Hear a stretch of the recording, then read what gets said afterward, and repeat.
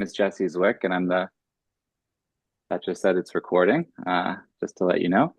My name is Jesse Zwick, and I'm the Southern California Director of the Housing Action Coalition. I'm joined by my co-moderator, Jed Leano from the Inner City Law Center, one of LA's leading legal advocates for people experiencing homelessness and housing insecurity.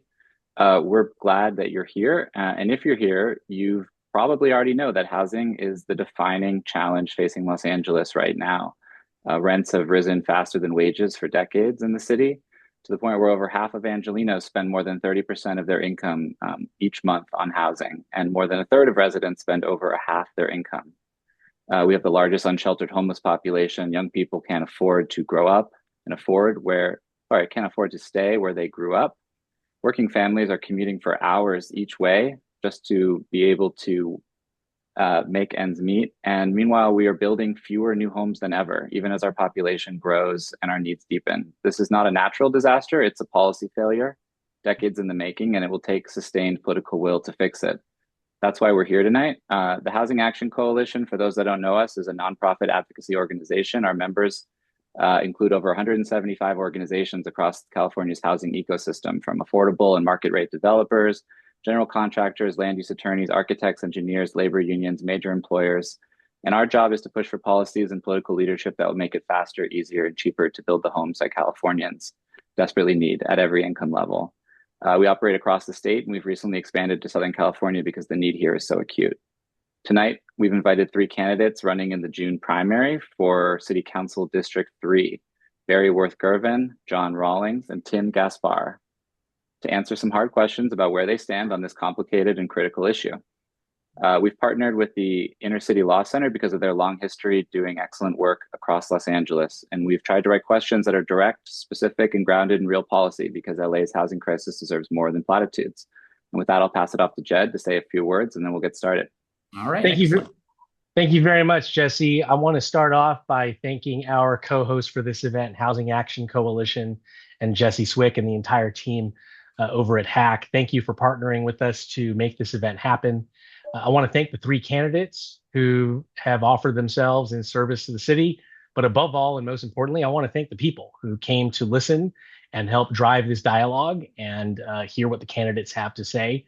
At Inner City Law Center, we are the law firm representing the poorest of the poor residents in Los Angeles County. We are the law firm based out of Skid Row, and our job every year is to resolve thousands of clients' homelessness through legal advocacy. We all know the gravity of the housing crisis, and when the housing crisis is really bad, it most deeply impacts the poorest people in our city, and those are our clients. So every day we're working not only to deliver solutions to make sure that they stay housed and also find adequate housing, but also create new opportunities for people who want to access affordable and stable housing here in Los Angeles. That's why we are vested in this race and all races in Los Angeles, and we appreciate everyone who came, especially the candidates who came to speak, and above all, the people who came to hear what the candidates have to say. So with that, I'll introduce some ground rules on how tonight's going to work. Each candidate will have 2 minutes for an opening statement, followed by 8 to 12 questions, time permitting, with 1 minute per candidate per question. We're going to close with 2-minute closing statements from each candidate. We'll rotate the order so no one goes first, and we ask the candidates to keep their time. We'll interject if necessary. And with that, let's get started with the opening statements. So in no particular order, John Rawlings, if you would like to first give your opening statement. Yeah. Hi, everybody. John Rawlings, running for LA City Council District 3. My story starts with just being very passionate about a city that I look at as being broken, very, very literally. We started our family here in District 3, where my wife was born and raised, and taking my son out for walks in the community, got very frustrated with broken sidewalks, broken street lights, potholes, you name it. And that just built into something where I wanted to get involved. I wanted to make a difference in our city because I believe that our city is forever essentially been run by political insiders, the type of people that aren't taking the biggest issues in our city seriously. And with that, housing also became a big part of my platform outside of the infrastructure pieces, because I'm like many others in my neighborhood who are struggling to figure out how to put a roof over our head and want to live here in District 3 and love it here. And we have our family here. I'd hate to move, but the city has for so long made it impossible to build the amount of housing that we need in Los Angeles. And so I'm running as a YIMBY candidate who's ready to make these real changes in the city, continue to be a voice for those who feel like they haven't been heard, to try and build more housing in Los Angeles. And I'm excited to be here today and excited to answer some questions for everybody. Thank you. I forget if we already established an order for this round, but we'll go to Barry. Thank you, everybody. I'm Barry Worth-Gervin, and I'm glad to be with you this evening as a candidate for LA City Council in the West Valley, where I was born and raised and where I'm now raising my family. I've spent my life advocating for this community as a public servant at the city, the state, most recently at the county, where I've had a front row seat to what leadership looks like. I'm going to leverage my experience at every level of government to make the city a better place for all people who live and work here and to make sure everyone has a seat at the table. I believe we're just in a moment right now. Our city, our state, and our country have been under attack. Our city just came through the worst natural disaster in history a year ago, and it's all been against the backdrop of an authoritarian leader taking aim at the very fabric of Los Angeles. And so I'm committed to protecting our vulnerable communities and working together with working families here in Los Angeles. I know that housing issues are issues of equity, livability, accessibility, and quality of life here. And my priorities to that end are safe, clean neighborhoods with affordable housing that's accessible to working families and infrastructure to support our communities, revitalizing our local economy with workforce development, job creation, and infrastructure development, and making government work better for the people it represents with transparency and accountability. It's what I've been doing on the front lines for 20 years, and it's what I'm going to continue doing altogether. Thank you.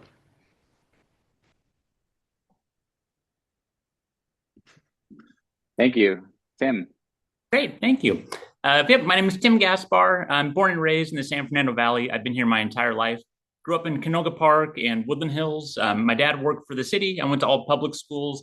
I put myself through Pierce. I put myself through CSUN. And I spent the last 20 years as a volunteer with about a dozen different organizations here in the Valley.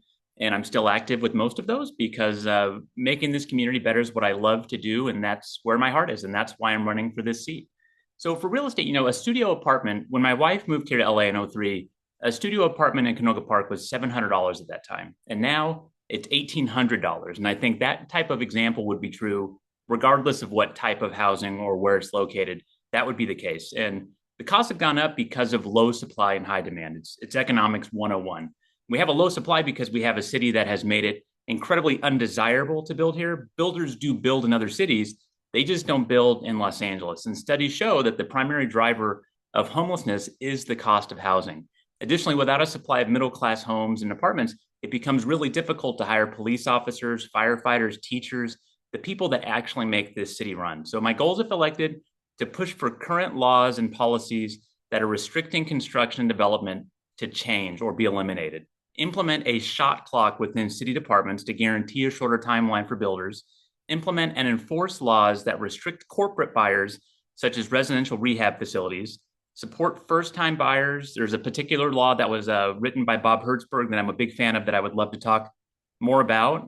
Do something about the insurance crisis, which I have a specific plan for, and do all of this with transparency throughout the entire process because that's been missing from our city. And looking forward to chatting more. Thank you.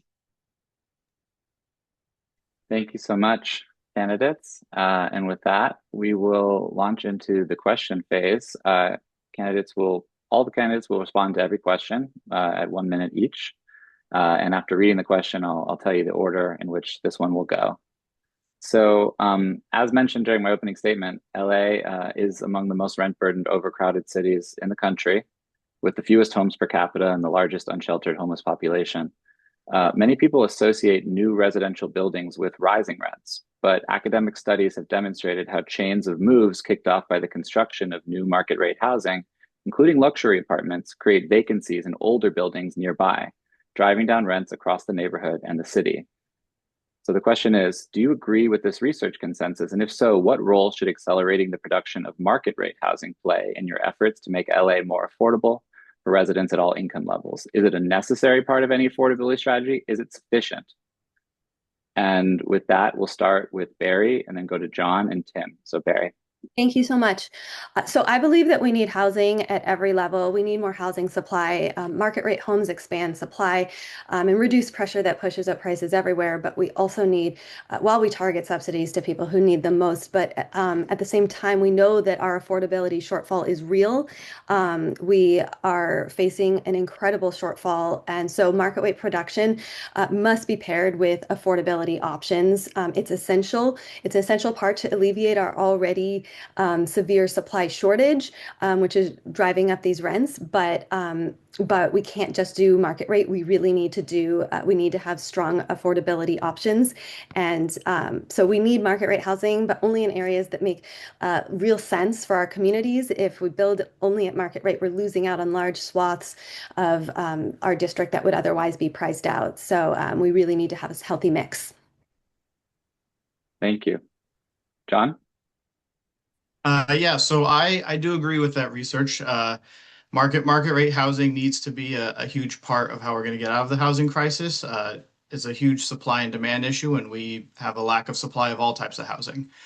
Certainly, I don't think that market rate is the only thing we should be building. We should be building all types of housing, but I believe my housing policies around making it, increasing the permitting process, just anything that makes it easier for us to build market rate housing is going to make it easier for us to build affordable housing and really any other types of housing as well. And so I think that's where we, as a city, need to really focus in on how do we speed up housing development of all types in the city, but market rate certainly still needs to be a big factor into it so we can really, make up that gap between the supply and the demand here in the city. Thank you, John. Tim. Great, thank you.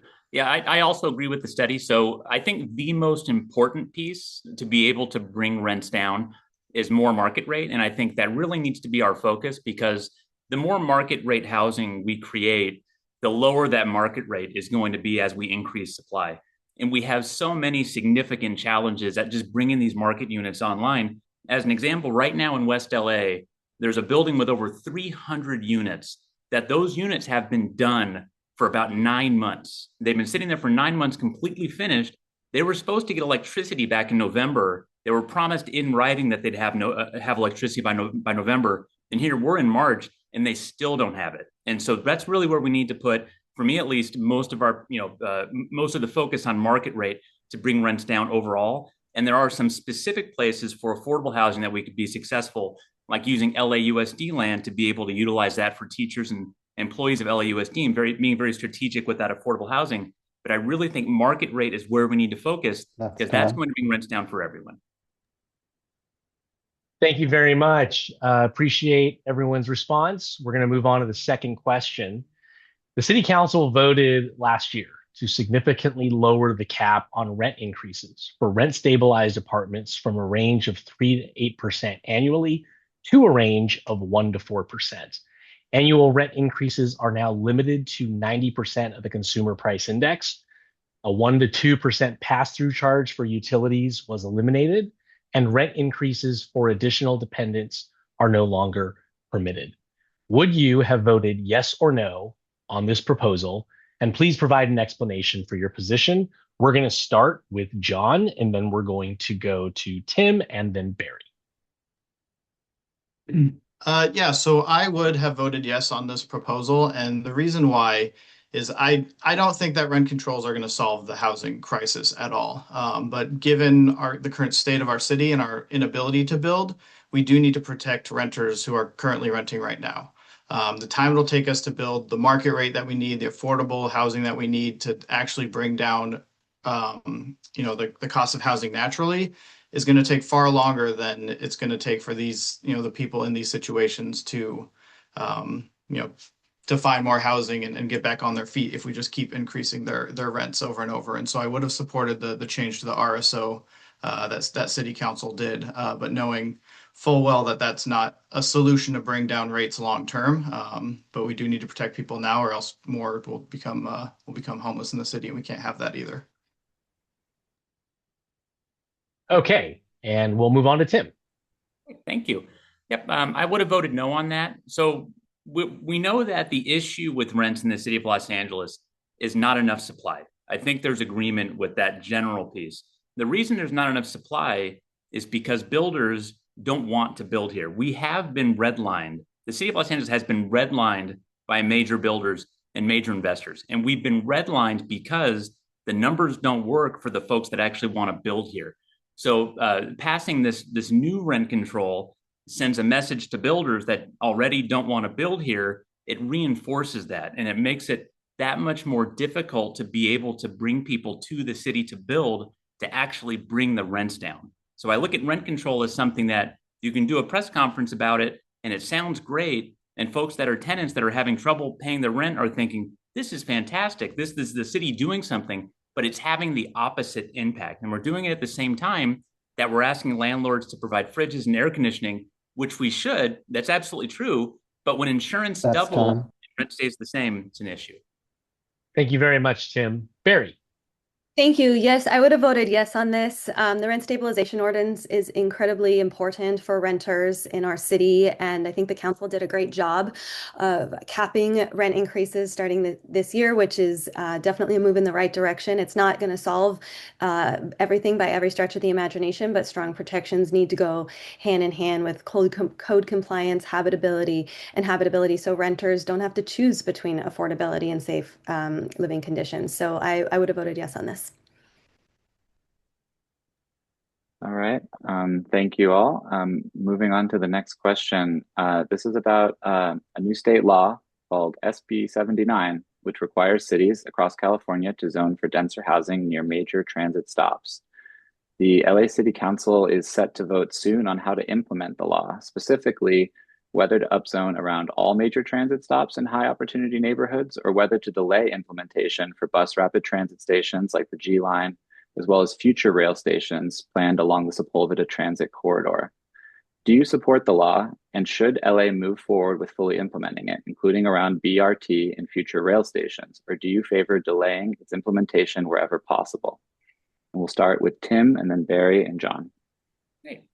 So I was not a supporter of SB 79, and the reason, it has nothing to do with the actual building itself.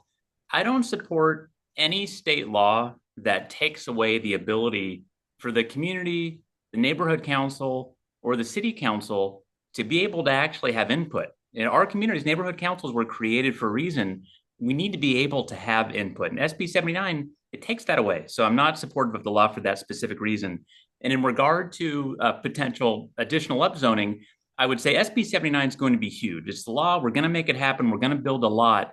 Let's let this play out for at least a minute before we do additional upzoning. There's going to be a lot of change very quickly. It's going to be tough to catch up to it. So let's wait a minute before we go ahead and do additional upzoning. Thank you. Thank you. Barry.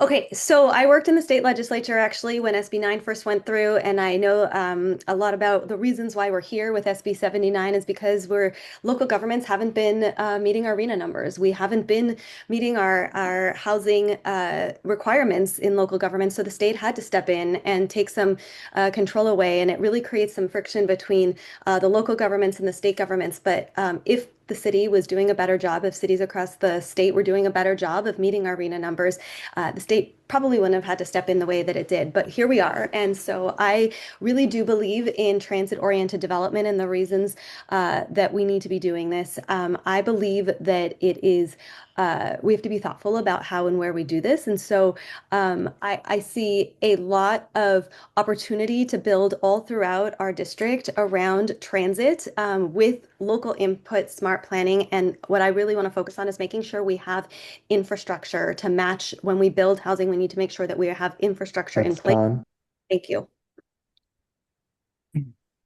So I definitely 100% support SB 79. I don't support city council trying to slow roll the thing. That we need to support it. We need to upzone in our city. When we talk about developers and investors and others not wanting to come and build in LA, it's because we let our city council and our community say no to upzoning. We have 74% of our city is zoned single family, and we have so much exclusionary zoning.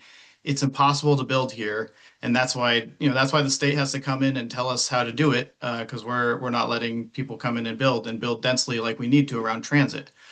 So I'd love to maintain local control, and if that means we're building a ton, great. But our local control in Los Angeles means stopping most building wherever possible, and so that's why I support the state coming in and telling us how to do our jobs, because we're not doing it well to build here in Los Angeles.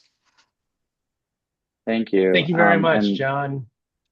sorry, Sorry, Jed, one Jesse. second. No, apologies. I'm just to be clear and get folks on the record. There's a question now. Not only did you support SB 79 or not, but do you support implementing it currently around BRT and future rail stations, including ones in the district? So maybe we could just do a lightning round and go back and start with Tim.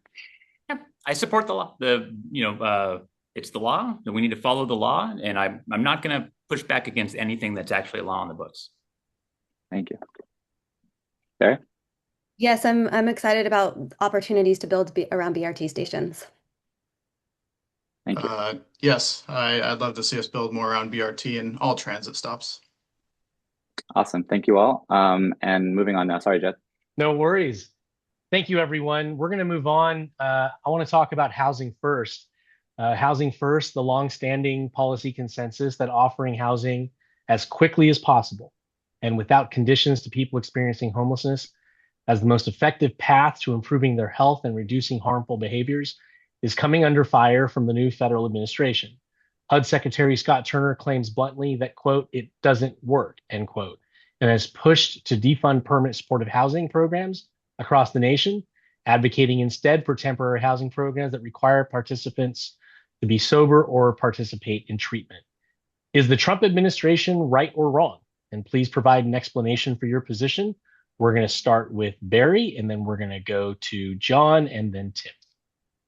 Thank you. They are wrong in this. This is Housing First is an evidence-based model with data to back it up. We know that if people are they're healthier when they're in housing and they're able to get services subsequently. But they're going to use drugs, they're going to resist going into housing. And if that's a barrier to entry into housing. A Housing First model is a crucial step in making LA's unhoused population safer and sheltered. And it's the most important aspect of Housing First is the need for permanent housing. So we do need to get people into permanent housing. But what we've done in the city with interim shelters and helping get folks off the street as quickly as possible is so important. If there's no pipeline to affordable housing, as well as supportive housing for those who need it, then we're losing sight of our larger goal. But we need to pair this with mental health services and wraparound services. Should be housing first, not housing only, and we must pair it with services. Thank you very much. And let's move on to John. So I would disagree with the Trump administration's take on this one. We do need to continue a housing first model and getting people off the streets. That's what's going to give them the most safety and the most chance of getting out of the situation that they're in. But as a city, we need to do a lot better about providing all the other treatments and services and things that are going to help them get back on their feet. I'm fairly critical of some of the programs that we've seen in Los Angeles around just getting people off the street as fast as possible, just to put them into like an old motel that we bought up and shove them in there and say that we housed them, to just have them end up back on the street a month later. So while housing first should be the goal, we do need to include all the services and other support and solutions to keep them in that housing, rather than just cycling them through an encampment to a hotel to an encampment to a hotel, which is what we're seeing right now. Thank you, John and Tim. Yep. I agree with the other candidates. The Trump administration is wrong. The data shows that Housing First is successful. But just to echo what John said, the services piece is absolutely critical. I've done a number of LAPD ride-alongs. I've been to buildings where there's a dozen police calls in a month because there's no services provided. In one case, a CVS that went out of business within literally 6 months of that facility opening because of the shoplifting issues, which was an issue for the people that lived in the neighborhood that now can't get prescriptions within a couple miles of their home. So the services are absolutely key. And also with Housing First, a motel shouldn't cost $6,000 a month for a room. So there needs to be accountability and transparency with how we're actually deploying these dollars. But I absolutely do think that it works if done correctly with services. Thank you all very much. Okay, next question. Measure ULA, otherwise known as LA's mansion tax, is a tax on high-value real estate transactions that was passed by voters in 2022 and has raised significant revenue for affordable housing and tenant assistance. But numerous studies from UCLA, RAND, and USC indicate that it has devastated new multifamily housing production in the city, reducing the permitting of new multifamily housing by roughly 50% compared to comparable jurisdictions around the county. In addition, researchers at UC Irvine and Harvard have concluded that for every dollar ULA raises, the city, county, and school district lose between 67 cents and $1.33 due to lost property tax revenues that have resulted from fewer real estate transactions. Keep it, repeal it, or reform it? And if reform, what should that look like? Starting with John and then Tim and Barry. So on Measure ULA, I would want to reform it. I think the studies that have come out of UCLA around, let's do that 15-year, on the multifamily units for new building, I think seems like a very reasonable next step in terms of reforming it. And from the studies that I've read, it wouldn't be a huge impact either on the dollars that are coming in from all the other property transactions. And so I think we should reform it. We don't want to see anything that's depressing development of multifamily here in Los Angeles. But it still is important to have revenue streams for affordable housing in Los Angeles. So that's why I wouldn't fully repeal it, but we definitely need to reform it. Thank you. Tim. Hey, I give kudos to the authors of ULA in regard to what the intention was. I get it. It's something that if it had worked out as it was planned and if it had raised the money it was supposed to, it would have made sense. In this case, we've seen that hasn't been the case, and it's actually cost us more. There's been more disadvantages to advantages with this. So at this point, I would repeal it, go back to the drawing board with what the goal is, which is to be able to create a revenue stream for permanent supportive housing. Knowing that's the goal, let's sit down and find a way to do it that doesn't push builders out of the city, because the number one priority is we do need new housing in the city. We don't want to do anything that actually takes us backward in that regard. So well-meaning idea, let's repeal it, go back to the drawing table with something better. Thank you, Barry. Thank you.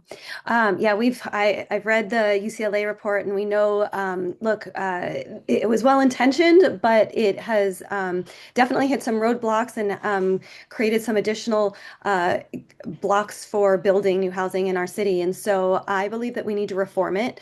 I know Councilmember Rahman introduced this motion in January, seeking these targeted changes that are intended to keep ULA aligned with its goals while addressing housing production concerns. And I think what we need to do is look at incorporating multifamily instead of limiting multifamily. So we need to be honest with ourselves about protecting housing and the funding that we need, the funding stream, and homelessness prevention, and about the impacts that this has had. And any reforms that we do need to be data-driven and transparent. Thank you. Jed. Okay, our next question is on affirmatively furthering fair housing. AFFH is a legal requirement under the 1968 Fair Housing Act. It was later codified by the state legislature. And it says that cities must proactively combat housing discrimination, overcome segregation, promote inclusive communities. It requires taking meaningful actions beyond just not discriminating to address disparities in housing access for protected groups. Do you support the principle of AFFH? And if so, what specific programs and policies will you enact to ensure that LA lives up to its legal and moral obligations? Specifically, do you support reforming land use policies that restrict housing diversity, such as minimum lot sizes and single-family only zones? And will you support building affordable housing and homeless housing projects in District 3? We will start with Tim, and then go to Barry, and then John. So the need for AFFH is so it can't be overstated. For generations, entire families were redlined and unable to buy houses in multiple areas around the country, including Los Angeles, and the impact of that is still felt today. So this is something that we need to take seriously and take decisive action on. So day one, I would create a coalition that works on this and only this, a coalition of folks that come from all different backgrounds that create a 100-day plan to actually get this ball rolling with specific action items that we think are actually going to make a difference. And in regard to the pieces that you mentioned in building affordable housing in TD3 and the zoning piece, I absolutely support that. And so the goal here is to make sure that we reverse the damage that has been done over generations, and we need to be serious about that, and we need to make that happen. And I think it can be done. Thank you very much. Let's hear from Barry. Thank you. So affordable, excuse me one second. I'm sorry, I lost my page. Thank you. Affordable Furthering Fair Housing is it's a long time coming effort to reduce deep-seated segregation that has dated back generations, and this is incredibly important in our community and in every community. Yes, I support these efforts. I think it's incredibly important that we continue building on California's AB 686, which has sought to do this at the state level, and make sure that we're partnering at the city level as well. This is very important in practice. I will look to use opportunity mapping and fair housing data to guide where we place subsidies and prevent displacement in our communities and ensure every community shares responsibility. None of this works without quality schools and transportation as well. And so, yes, I support affordable housing projects. That's time. Thank you. Yeah, I love the idea behind AFFH, and it's something we certainly need to consider and push much more strongly here in Los Angeles. But the way to do that is we need to end exclusionary zoning. We need to increase density everywhere through our city. We see a lot of the inequity because in probably most of our council districts, there's areas that are more affluent than others. And when we talk about, yeah, we're going to build more affordable housing, we're going to build homeless housing, well, where does that end up being put? Into the into the lower income areas of each district anyways. And then the wealthier districts that tend to be zoned as single family never get touched. And that's if we truly want to be equitable and actually apply the principles of AFFH in our city, we have to be willing to increase density all throughout the city, change rules and regulations that allow people to build anywhere, rather than just trying to shove it all into certain parts of the city that tend to get most of the overdevelopment of affordable housing and homeless housing. Thank you all very much. That question was a lot, and to ask you to answer it all in 1 minute was a remarkable lift. I just want to come back to one very specific point before we move on to question number 7. Very specifically, and this is a yes or no. Do you support affordable and mixed income multifamily housing in single family zones? Let's start with Tim and then go to Barry and then back to John. As long as it's on a transit corridor. For me, yes, I do. And I want to make sure we have infrastructure to match. Yes, I do. Thank you very much. Thank you all. Question 7 is about permitting. Permitting is a painfully slow and uncertain process in the city of LA, where it takes twice as long to build a new mid-rise apartment building as it does in Texas. The lack of certainty and lost time this process engenders is real costs. A recent study found that permitting costs account for a full third of the gap between home prices and construction costs in the city of Los Angeles. If a proposed housing project meets all local zoning and code requirements, is there any reason why it should not be approved, quote, by right, without any additional discretionary approvals required from either the Planning Commission or the City Council? So we'll start with Barry and then go to John and then Tim. Yes, if a project meets all of the requirements, there is no reason that it shouldn't be approved by right. We need to find ways to get to yes and cut red tape. We know that permits can sit on desk in the planning department for 9 months to a year, and it can really delay the process of getting housing built. And so we need to streamlining should mean shorter, predictable timelines, not fewer safeguards where they're needed, but really, truly shorter timelines to be able to get people into housing more quickly. Thank you, John.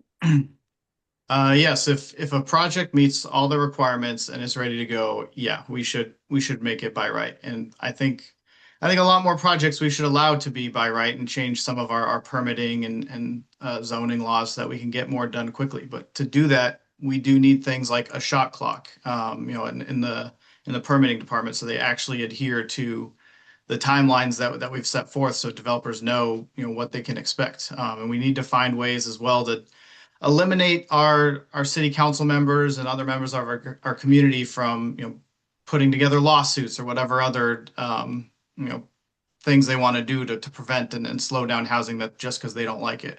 But I think by increasing the speed of the permitting and getting things off the ground a lot faster, then it takes away that ability for people to try and find those clever ways of blocking projects. Thank you, Tim. So with the permit, I think there's a number of things we can do. I mentioned the shot clock. I think that's a great idea. I'd like to see a housing czar appointed that has the ability to actually be able to hold people accountable, which doesn't exist right now on the current charter. And also take away the ability for people to sue on a project when they have nothing to do with that project, just to be able to slow it down. All that being said, I can't support by right because, back to my earlier answer on the other item, I can't support anything that takes away the community's ability to be able to have a seat at the table. I just can't. That's a non-starter for me. The whole purpose of this job is making life better for everyone in the district equally and making sure that everybody has a seat at the table and nobody's left out. And I take that seriously. So I don't agree with by right. All right, thank you all. You guys have done such a good job staying on time that we have room for a few more questions. The question 8 relates to a project you all probably know, the Woodland Hills Country Club project, a recently proposed 398 home development on a portion of the Woodland Hills Country Club would create much needed homeownership opportunities in District 3, as well as affordable housing for seniors, but it faces intense opposition from some neighbors. Do you support the project? And, separate from your personal opinion, should it be swiftly approved given that it qualifies for by right approval under state law? Starting with John, then Tim, then Barry. I do support the project. As you mentioned in the question there, it's building more housing to make it more affordable to live in our community, building the affordable housing for seniors, expanding home ownership opportunities. I'd love to live there. It's in a great area. And I think that if it hits all what it needs to be by right, yeah, they should build it. But that's what I'm talking about on the last question that we had there, is we have members of the community really trying to push against it and fight against it. And these are the projects that are the perfect example of why we can't get things done in our city and why things are not equitable where we're building. That's a more affluent neighborhood, and here we are trying to block progress with our current city council member trying to stop it. So I do support the project. Tim. It's back to, we know we need housing, absolutely need housing for seniors. And also, this is private property that there's an owner that you can't force the owner to leave it as a golf course. But all that being said, back to the community having a seat at the table, there's significant issues that haven't been discussed, like the fact that it is an extreme wildfire area. And maybe that's something that we can get around or make sure the construction is such that there's not danger there, but it at least needs to be discussed. And also, I used to live on that same block, and it was septic for that whole block. So also, the utilities could be an issue. There's just things that need to be discussed with this, and that's not happening if it's just going to move forward by right without the community being part of the conversation. Again, back to my other two answers, I just don't think that's right, and I don't support the development as it is. Thank you, Barry. Thank you. Yeah. So this is for this project, I think it's really interesting because I think that by right and community input don't have to be mutually exclusive. I believe, particularly with this project in particular, there was an opportunity early on when it was first brought forth before the plans were even submitted to incorporate more of the community and to really go out and talk to the community about it. And as a council member, that's something that I would do very proactively. That being said, I do know that we need housing, especially senior housing in our community.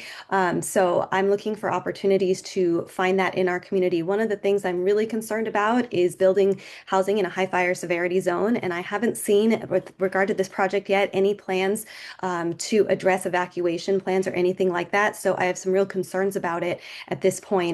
So I'm looking forward to figuring out how we are able to build more, but also make sure that we, with respect to fire evacuation routes, that we have a clear fire evacuation routes.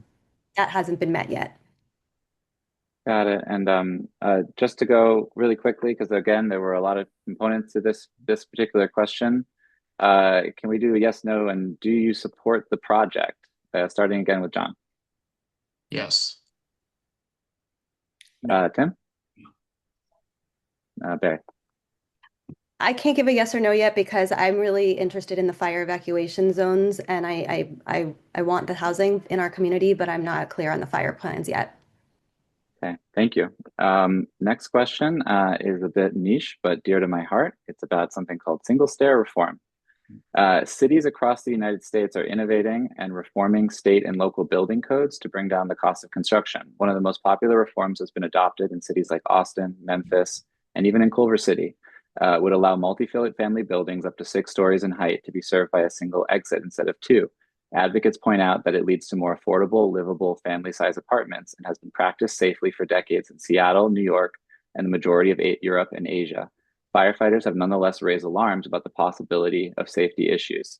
Do you support modifying local building standards, including single stair standards, to encourage more affordable, livable, and family-size apartments, despite objection from public safety unions? Starting with Tim, then Barry, and John.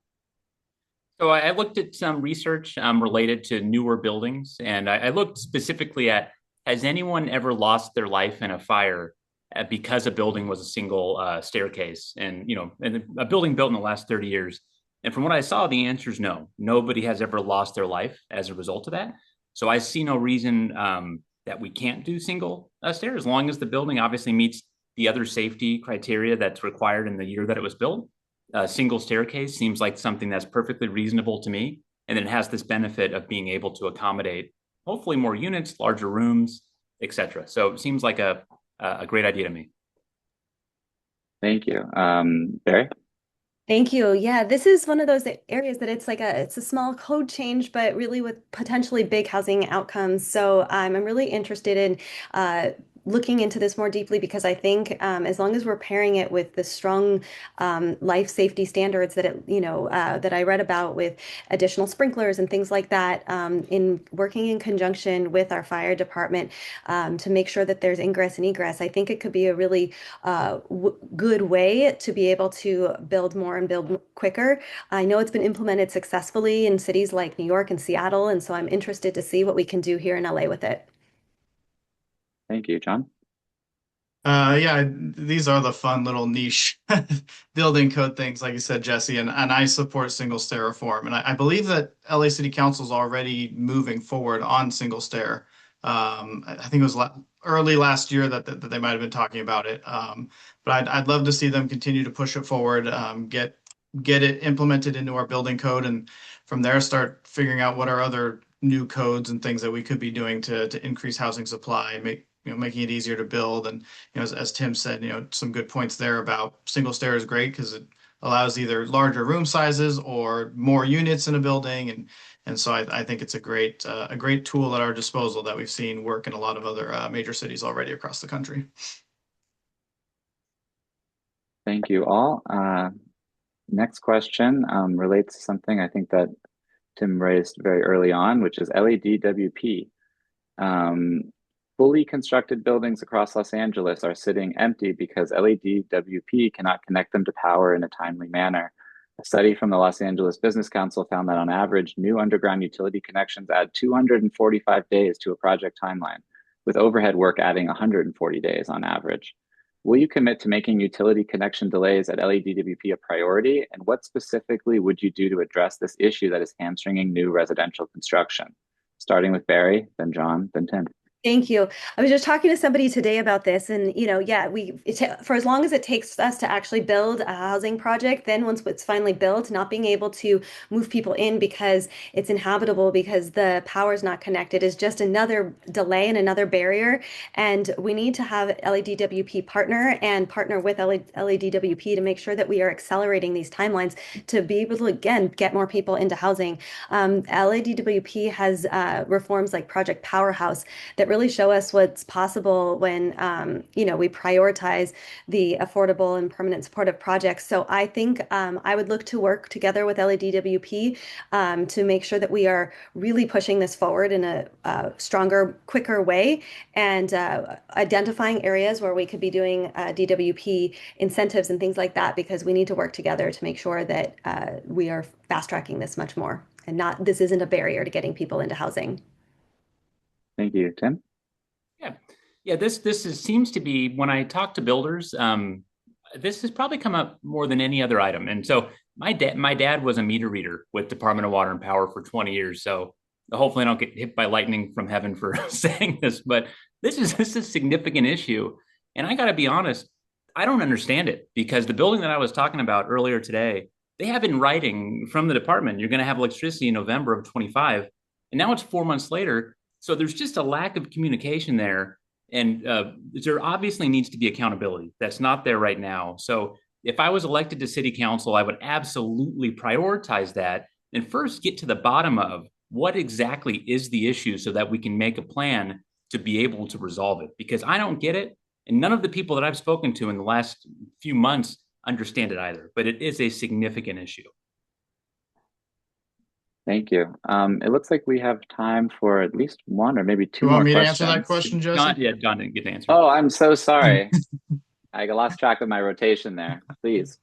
All good. Yeah, so I would too also prioritize LADWP and getting utilities hooked up with buildings. I think if we're looking at unique solutions and ways to try and solve for something like this, when we look at things like a shot clock from our permitting department, is how can we implement that on that side of things to allow developers and then DWP to have more of a standardized timeline of how long things should take. I think like Tim, I'd also want to dig in and really see what is the issue at play there.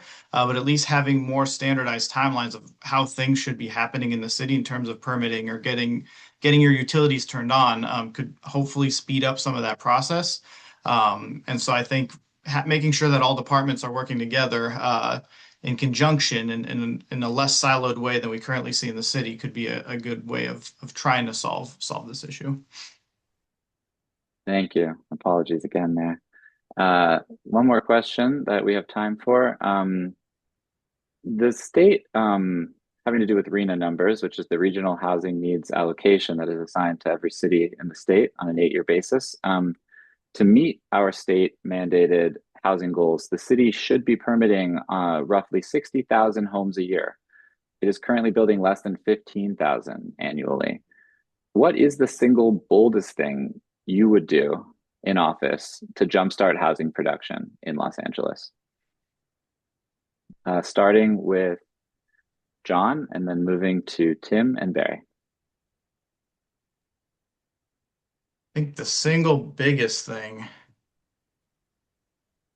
I think it's ending exclusionary zoning, allowing more building to be built anywhere, and by right would really speed up. I think speed up more production. Sorry, I made that a very quick answer, but no, it's perfect. We'll have time for another one, perhaps. Tim. Great. So first, I should mention CD3 currently leads the city in new housing units. So that is something that I do think is relevant in regard to where we are right now. So we talked about the issue is obviously a lack of new construction. So what I would do is I would meet with builders that have built in Los Angeles in the past or could build in Los Angeles, and I would bring them back to the table.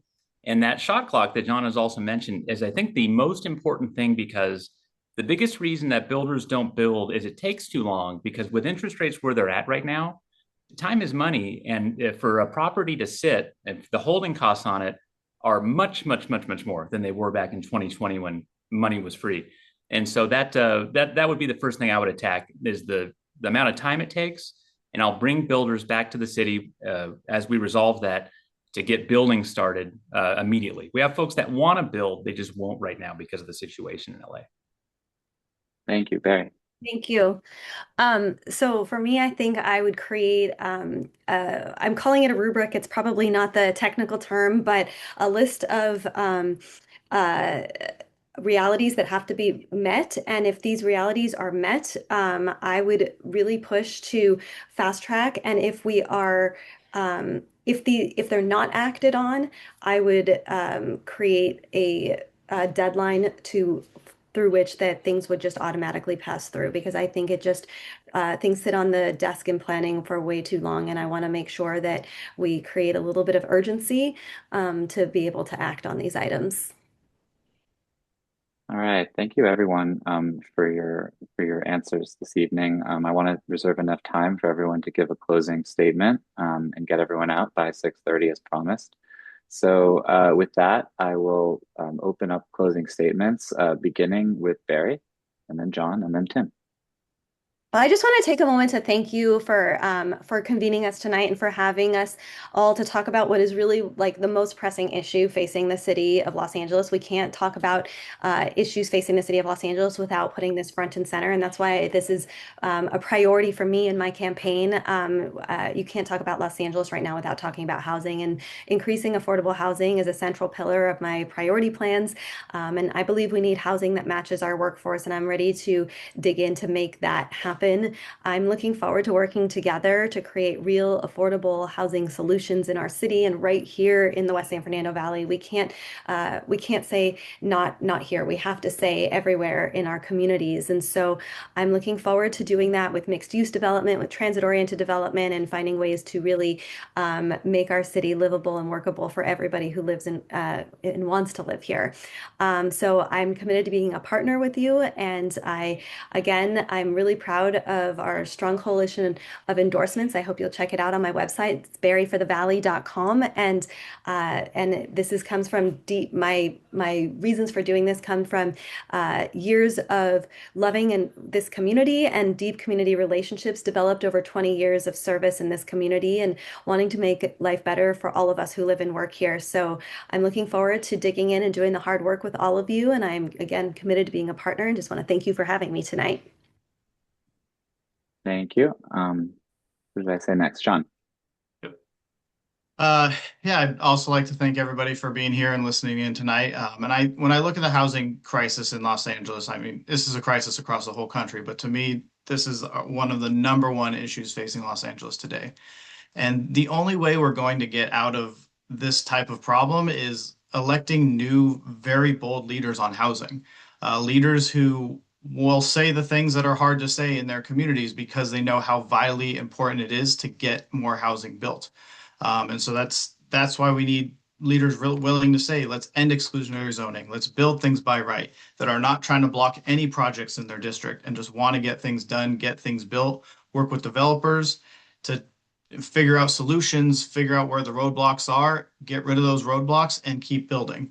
And that to me is the only way that we're going to bring down the cost of rent, bring down the cost of home buying, whatever that avenue is for somebody and what they're going to do to put a roof over their head. We need to lower the costs. And to do that, we need to elect new leaders that are willing to say, yes to building by all accounts. And that's what I've been running my platform on since day one. As a housing first candidate and ready to get to work and hopefully get some things built in our city. Thank you. Tim, last word. Awesome. Well, again, just as with the other candidates, thank you so much for putting this together. I thought it was a really great conversation. As I mentioned earlier, the whole point of this job is to represent the folks that live in CD3 and make their lives better. That's the only job, the way I see it, for the person that is ultimately elected. And I think, I look at the current city council, the 15 folks, there's not a single person on there that's ever run a business, or really ever run an organization for that matter, for the most part, But, we have folks that a lot of times they have a political background, and the definition of insanity is doing the same thing over and over again and expecting a different result.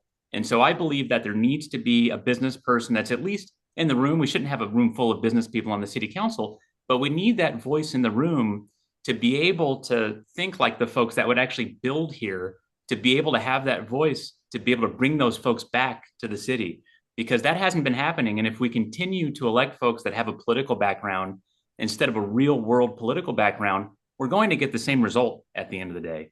And in regards, last thing I'll mention real quickly is, obviously the housing prices are tied to homelessness, but I don't know how serious we are about doing something about homelessness. We're going to spend $900 million this year. And I think the single mom that lives in an apartment in Reseda with 3 kids would probably like to know why we're spending a total of $12 million in tenant assistance to keep people from becoming homeless, which is totally inexcusable. And also it makes a lot more sense for us to keep people from ending up on the street than it does to do what we're doing with the rest of those dollars, frankly. So I know that tonight I didn't give all the answers that I'm sure this group wanted to hear, but I just tell the truth. And whatever you ask me, I'm always going to tell the truth. I love the Valley. I love the people that are here. I want to do what's best for everyone. And whatever question you ask me, I'll always tell you the truth, regardless of what it is. And I'll always give an answer at the end of the day. And so thank you so much for having me.